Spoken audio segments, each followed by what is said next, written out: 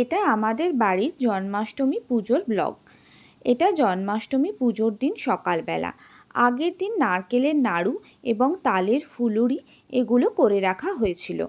নারকেলের নাড়ু করার জন্য নারকেলটা কুড়িয়ে নিয়ে তারপর ভালো করে গুড় দিয়ে এটা মেখে নেওয়া হচ্ছিল, যাতে নারকেলের সাথে গুড়টা ভালো করে মিশে যায়।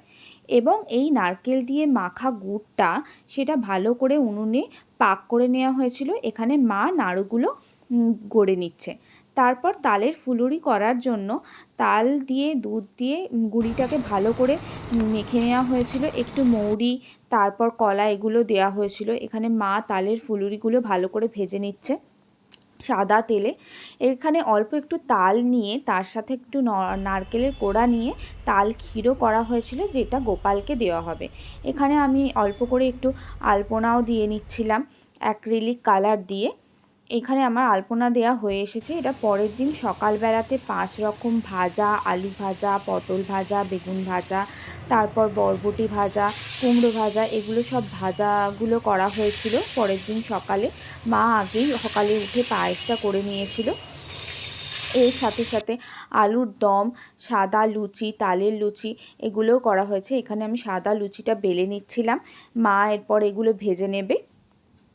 ভেজে নেওয়ার পরে ব্রাহ্মণ আমাদের আসবে 12টার সময়। এর মধ্যেখানে আমার মাও চলে এসেছিল। মাও এসে নিয়ে তারপর হচ্ছে একটু আমাদের সাহায্য করে দিচ্ছিল। এখানে ঠাকুরমশাই এসে গেছেন, ধুনো ধরিয়ে দেওয়া হয়েছে। এখানে হচ্ছে ঘরে তো যেগুলো হয়েছিল সেগুলো তো দেওয়াই হয়েছিল, তার সাথে ফল প্রসাদ, মিষ্টি, সুজি হয়েছিল, সেটাও দেওয়া হয়েছিল। তার সাথে ভোগ হিসেবে খিচুড়ি, লাবড়া এগুলোও দেওয়া হয়েছিল, আলুর দম। তারপরে হচ্ছে এই ফল প্রসাদগুলো পুজো হয়ে যাওয়ার পরে তারপর হচ্ছে আমরা সমস্ত আশেপাশে যে বাড়িগুলো আছে সেখানে বিতরণ করেছিলাম।